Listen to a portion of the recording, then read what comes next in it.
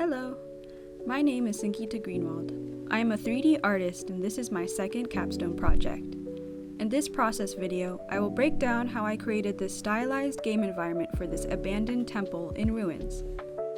The goal of this 3D craft demonstration was to showcase my modeling, texturing, and lighting abilities and learn about creating more modular game environments. The final deliverables would be presented as a fully lit and rendered camera fly-through with a walkable game level. To keep on track with this project, I first needed to get organized. I created a production calendar, waterfall schedule, resource and asset list, and logged all of my hours to make sure I was staying on schedule with my deadlines. I dedicated about 400 hours to the project for research, concepting, testing, and production. I also had scheduled meetings with multiple professors and industry professionals to get regular feedback and advice weekly. The beginning stages of this project consisted of significant research and ideation as I gathered reference materials, video tutorials, and process articles to learn new techniques and programs. I drew inspiration from many different cultures, games, and artists to compile my mood boards. I looked at different areas of the world and their architecture before I settled on the final style.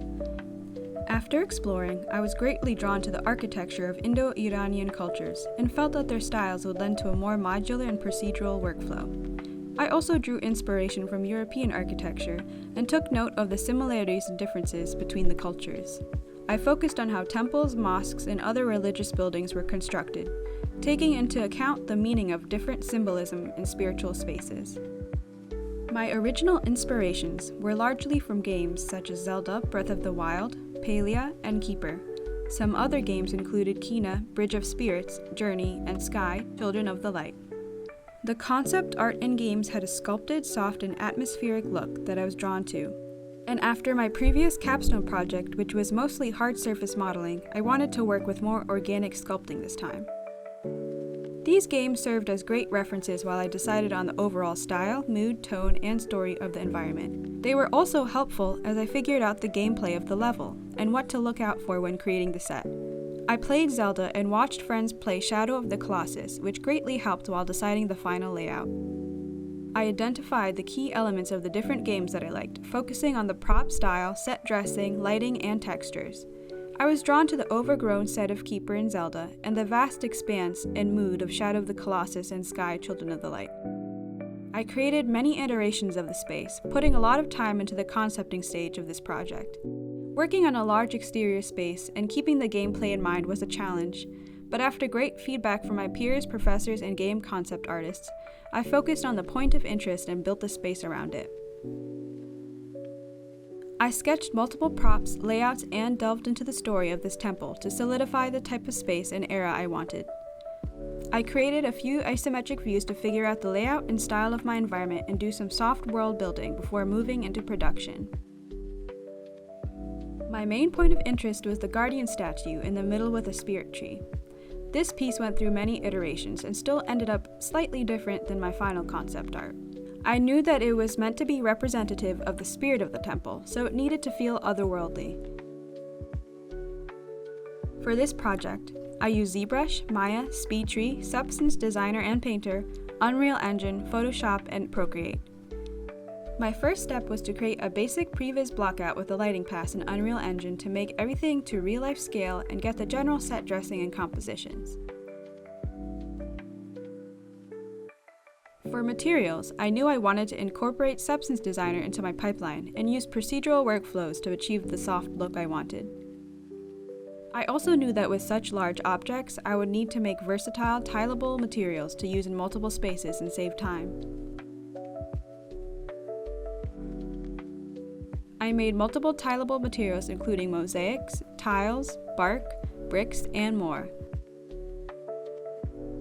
My modeling process started from bringing in my Unreal blockout bases as reference and primarily sculpting in ZBrush. I made a few lower poly models in Maya, such as some artifacts and some foliage.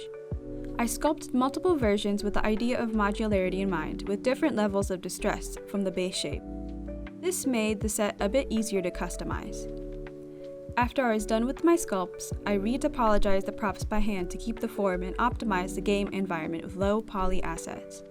I also use speed tree as a way to procedurally create the foliage and trees, using the efficient workflow to create trees and plants. After the modeling stage, I was ready to move to texturing.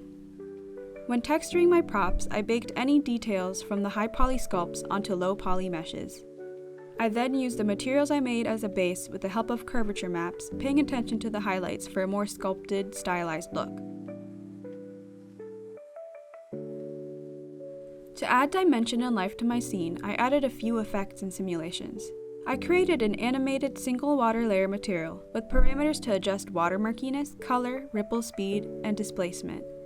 For the grass, I followed a few stylized tutorials, creating soft wind effects using wind speed nodes and a noise map to create wind lines. I used a similar method for the foliage, leaves, and flower materials to add some movement to the scene. I used a Niagara particle system in Unreal Engine to mimic floating spirit particles. I paired it with spotlights and smaller hanging particles to add some ethereal spots to the garden. I used the foliage brush to paint grass, foliage, and trees onto my landscape, as well as flowers into the water.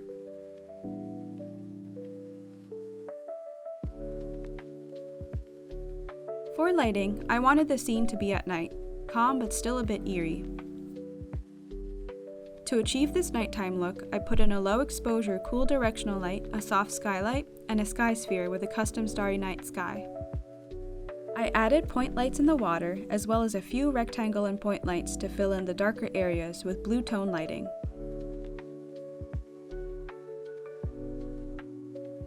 I added an exponential height fog to cloud the area, and bloom to make the scene feel softer. To make this a walkable level, I created a player start and made sure that my objects had complex collisions to easily walk through the scene. I wanted to challenge myself for my first game environment, and this project definitely pushed me to grow and explore. I of course could not have done it without my faculty advisor Kevin Bauer, Jill Smith, and my amazing capstone classmates. Special thank you to all of these amazing people for their guidance and support this semester. Thank you for watching my process, and please enjoy these temple ruins.